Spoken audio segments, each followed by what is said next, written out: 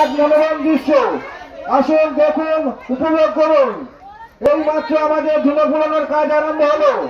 আর এই মাত্র আমাদের ধুলো পুরানোর কাজ আরম্ভ হলো। আগুন আগুন আগুন আইসক্রিম খেতে নেই আজকে, কালকে খাবি কালকে।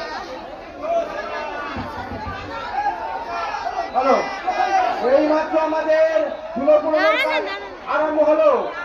এই মাত্র আমাদের ধুলো পুরানোর কাজ আরম্ভ হলো। শীতলা মায়ের চরণ দান করে হরি হরি বলো।